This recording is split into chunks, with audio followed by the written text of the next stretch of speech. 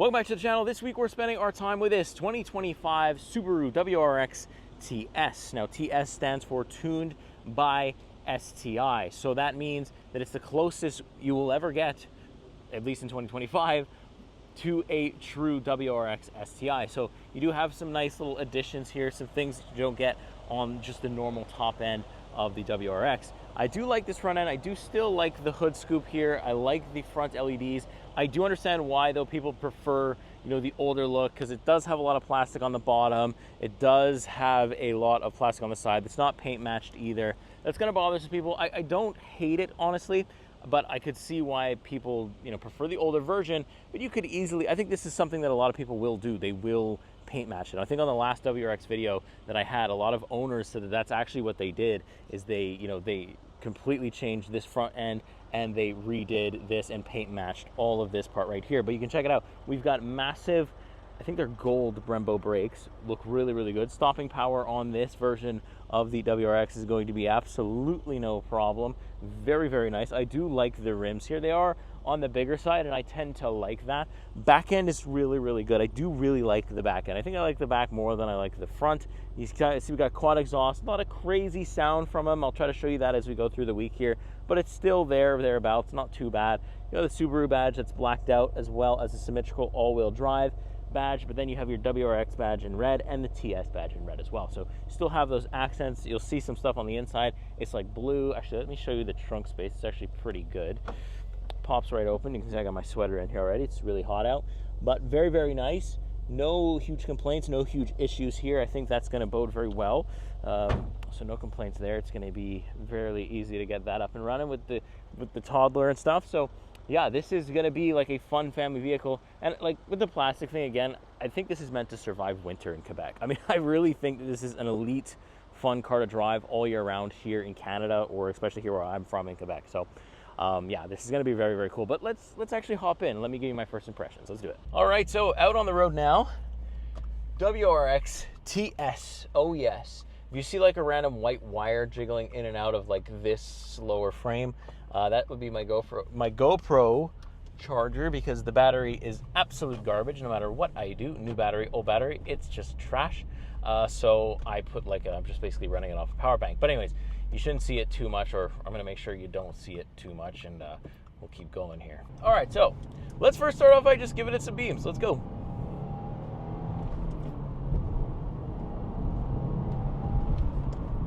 All right, I'm not the best manual driver in the world. I'm not going to pretend like I am, but this Subaru's got some power. Not like a crazy amount of power. I don't even think there's that much of an upgrade from last year, if any. I haven't done my research yet. This is the first day with it, and this isn't the first day really on the road with it. So I'm just trying to get a grasp for how it drives compared to last year and the last time that I was in the WRX. It wasn't a TS last time, though. Last time, it would have been just the normal, I think it was the Sport Tech, or I don't remember the trims, but anyways, it was the manual transmission one again. I had it in blue. It was very nice. It drove very well. There was no issues. The manual was good. It's exactly the same as it is now. The clutch pedal, I felt then that there wasn't a lot of engagement. I still feel now that there isn't a whole lot of engagement. Like, I can't tell when it's engaging. I just know based off, well, now I've got, a couple of months of manual driving behind my foot, I guess, and now I know what's what. I kind of can feel the car moving forward. I could judge by the revs what gear is supposed to be in. Like, I'm more seasoned than I once was, so a lot of things aren't confusing to me anymore like they once were. But I still say that it is a easy manual to learn, despite not having any real feeling with that clutch pedal. It handles really well. It's really fun. I think, though, the main thing with the WRX TS is that it's going to handle really well, and it's going to be really fun to drive in the winter. These things are little machines in the winter. They are elite. The all-wheel driving system is really, really good. So it's a manual car that you can drive all year round, which is why I think I see so many of them on the road in Quebec here, because they're meant to survive the winters. They have a track record of doing it, and they're still fun. So I can still drive my manual car in all of the seasons, summer, winter, you name it, it's got it, because it's got a four-wheel drive that could stand up to the test or stand up to the task. And I think that's going to be really important for a lot of buyers. You don't necessarily want to buy like a sportier car and then have to park it, especially if you live in Canada. You don't want to park your sports cars for half of the year. You'd rather drive them the whole time. And if you're going to drop $50,000, which is about what this thing costs, that's a good thing to do. And so the biggest changes I'm noticing, not this huge iPad, that's still the same and kind of didn't love it then, don't love it now, but I do have a new digital gauge cluster, because last time I took it, I think it was the 2023 or 24 version, I had analog. It was all analog gauges. So now we've all gone digital, and it's got like a little STI logo there. So, it's STI inspired, I guess you could say that. It's definitely not a full-blown STI model, but we'll take STI inspired, I guess. That's completely fine. So no assist as well with the manual transmission. I've got a rev match downshift by myself, obviously, so it's a lot easier to do it in something like the WRX than it was in the Mazda MX-5, because there was so little horsepower available there that I feel like I was always missing it and I could never get it right. But the WRX just feels better, the pedal box feels better and more able to handle that. Like, I get a lot more out of the throttle response here. So those are like the kind of the little things that I'm looking for. But yeah, so far handling is very good. Comfort is okay, although these Reccaros are stiff. I will tell you what, there's no way to adjust the bolstering on them. I mean, they hold you, so if you're of the bigger form in life, you're probably not going to have a good time. This car will squeeze you. I'm about the limit. Like these bolsterings, they've got me good. The seat's giving me a real good back hug here, I tell you what. But in terms of comfort, don't know how long I'd want to be in here for, just because like they are rough. I mean, it is just a straight slab of probably, I don't know what it is behind here, carbon fiber, probably not, but it's just, it's hard. It's like, it's there. So definitely don't want to get stuck in too much traffic with this. One, because it's a manual. Two, because it's not the most comfortable seats in the world. Recaros are just generally not that comfortable. So there is that. But it does look really good. I will say that. It does look pretty elite, But as a first impressions, though, I've got like a Sport Plus mode now, which I don't think I had last year either. I've even got an individual mode. So, like, they have improved things. I think I didn't drive it last year, or I can't remember if I drove it last year. I don't think so, because it wasn't around last year. But this year it's around, and they definitely improved it since the last time I've driven it, and I do feel like it's an improvement. Just a little. So yeah, let's get into the week here. I'm going to show you like the interior. I'm going to show you the back seat.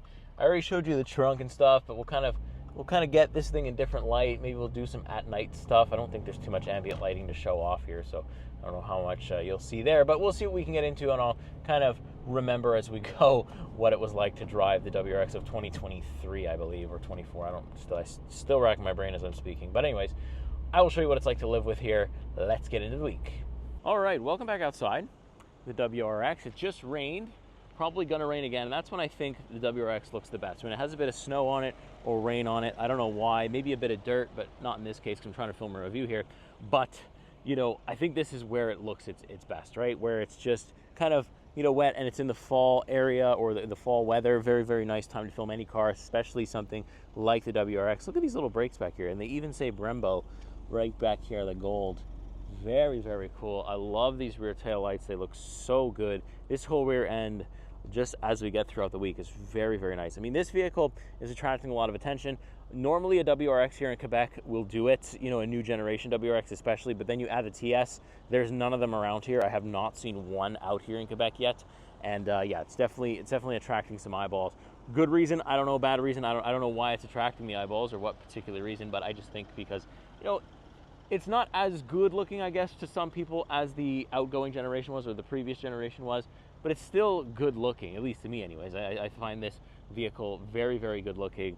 I don't really mind the plastic on the side, especially now that this is purple. This is like a gravity purple color as well. So a very interesting color. You can only see it when I get close, but even then it looks more black, but still really, really cool. The darker it is, I think the more the purple does come out. But what do you think of the spec? What do you think about the gold brakes, the upgraded rims? What do you think about the gravity purple color, the new generation versus old generation? I want to hear your thoughts. What do you think about the exterior overall? Let me know in the comments. All right, so since it's like a, not a great day outside, it's not raining anymore, but Let's check out the interior of the WRX TS. So you got some special things going on here. So let's kind of start off with the steering wheel. It is that flat bottom steering wheel, that D-cut steering wheel that I really do like. Subaru logo right here, the WRX logo with some carbon fiber on the steering wheel, as well as some blue stitching all around. Looks really, really good. Only thing here is there's no heated steering wheel. On any trim, I think, of the WRX, there is absolutely no heated steering wheel. I don't understand. It's built for the winter. It's built like, you know, it can eat snow, but yet we're missing one of the key winter features, which is a heated steering. And if you've never experienced minus 40, you don't know that you need heated steering in a vehicle until you actually experience that. But other than that, physical buttons for the eyesight controls and the different cruise control options here. Yes, even with the manual, this Subaru has a form of cruise control, which is very nice. I have my drive mode selector as well as the one to put it into individual mode, which is very nice. Volume controls are all here, as well as the phone controls down here. And then I have some controls right here that will change the way that the cluster looks. So you can see that the instrument cluster right here, well, this is kind of like the standard one, and you can see that I can change the little information on the left there. So you can change the CarPlay, what street I'm on, trip information, different stuff like that, different little information, or you can completely take it away. But I like that little boost gauge to be up there. I think it looks quite sporty, but you can have different themes as well. So if I hold this center button right here, you'll see it can change to maps, and then if I hold it again, it will change to like the eyesight assist. That's what this one's called anyways. And then this one, but I like this one. It is now for, at least for 2025, because the last time I had it, it was not digital gauge, it was all analog. So that's very cool to see a digital stuff in here. I like the dash Alcantara with the blue stitching over there. It looks very, very nice here in this trim. Door controls, you can see a little bit of carbon fiber, very nice too. I love this blue leather mixed with this blue normal Alcantara. Looks very nice. Door controls are standard. There's some buttons missing here. I'm not sure what exactly they would put here. Probably more eyesight controls on the automatic, but you do have the trunk button, the traction control off, and the illumination controls right there. And you can see 3 pedals right here. Clutch pedals, very cool. Not the most engaging thing in the world, but still works. And they're all metal pedals, you can see. Very, very nice. No heads-up display, but honestly not necessary here. You've got this really big infotainment display from Subaru. It's fast enough, I'd say. Like, it's not the most fastest thing in the world. Does have its own built-in maps. It's obviously got wireless Apple CarPlay and Android Auto. Only wireless. I have not been able to set up the wired connection, so it's one of those things where I just prefer the wired connection myself. I'm plugging my phone in all the time anyways, might as well just keep that connection. But it's okay. Most of the vehicle's function are controlled by here, although you do have some physical buttons for the quick kind of up and down temperature controls.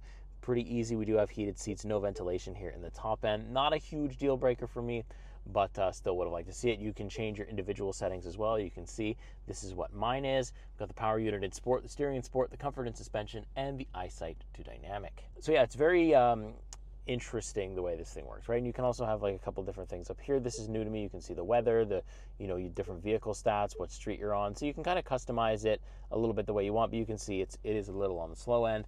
But it's not terrible, right? I don't absolutely hate it. Now, I do have an aux cable down here as well, which is very interesting. I've also got USB-A and USB-C, so they kind of got you covered for whatever phone you're running here in 2025. The little lighter here, outlet, they're very cool. No wireless charging pad, although it does look like there's space for one. Then we get on to the manual transmission shifter. The gear selector is very good. It's got the rear lockout, so beginners, you're never going to accidentally put yourself into reverse while you're driving or trying to get into 6. You got to pull this up here. It's very easy to operate too. I do like the angle. I did find myself whacking my elbow into this brake here quite a bit when I was first getting used to the vehicle. Now that I'm used to it though, it's actually not bothered me so much, but still sometimes I'll bang my elbow here trying to mess with something here, but I just know it's there now. It's a little easier. But yeah, no complaints with the shifter. Very nice. I love these blue accents right here. I actually love all the blue accents. You do have a little bit of storage in here as well. 2 cup holders, which are standard. Then you can take a look at the seats here. The same thing for the passenger seat. Although the passenger seat is manually operated, the driver's seat is automatic, so it's powered. So, but you do have the WRX TS badge right here. You got the Reccaro seats. These Reccaro seats hold me very well. They give me a nice back hug, like I said in the beginning, and they are pretty firm, pretty firm. You can tell they're a race car seat, but I love this blue trim all throughout. There's even some in the back seat. It looks really, really good, really, really high quality, and I absolutely enjoy my time with it. Harman Kardon sound system, which sounds decent as well. Like I said, oh yeah, I was talking about how I bumped my hand on this, but look, we actually have a manual handbrake. Very cool to see. But yeah, overall, I enjoy the interior of the WRX. It's a very nice place to spend time. And yeah, let me know your thoughts. All right, so welcome back out on the road. WRX TS. You can see I've got, hopefully both cameras are working, but I do have one kind of wedged into the seat since there's no sunroof in here, so I can't like suction cup something, because I kind of want you guys to see kind of the steering wheel and maybe some of the fall colors coming out right now. It's a very rare opportunity where it actually looks very nice outside, so kind of want to show it off a little bit. And yeah, why not? Let's just put my headlights back in auto. There we go. So yeah, I've had a little bit more time with the WRX now. Kind of time to get used to the manual, because it's not necessarily all that beginner friendly. Yes, I do think that beginners can learn on this, and it will be easier than like some of the really old manuals that are out there. But it's still like, first and second gear are quite jerky. It doesn't really, it has a certain way that it likes to be driven, or it's not going to be smooth. The engine is smooth, but I'd say the transmission is not, and it really depends on the driver. And obviously, if you learn on a manual transmission like this, then I think it's going to teach you good habits. So anybody looking to get into this, it's not to discourage you and say like you shouldn't, take the WRX as your first manual transmission. It's just to say that, look, you're going to probably learn the hard way, but you will learn the right way, because it doesn't have any rev match downshifting. If I over rev or don't rev enough, it really doesn't like mistakes, and it does make you pay for it. Like I said, first gear is kind of like reboundy, so is second gear sometimes. It's not all the time, but again, a lot of it could be me. I don't pretend like I'm an expert pro manual driver and there's nothing wrong with my driving style. There probably is quite a bit wrong, because I don't have years and years and years of manual driving experience. I've got what equates to maybe a year, maybe not even, maybe a couple of months, but I feel like I'm good enough at the rev match and stuff like that, where it's like, okay, I can tell the difference between a very, very easy transmission and sort of like a medium to intermediate transmission. And that's where I'd rank the WRX's transmission. Not to say that it's bad, again, not to say that it's unusable. It's just that, it takes some getting used to. It is, though, really fun to drive in little back roads like this, where you're not necessarily going that fast, but it's still really, really enjoyable. And it's got enough power to get up and go on the highway or get up and go in general.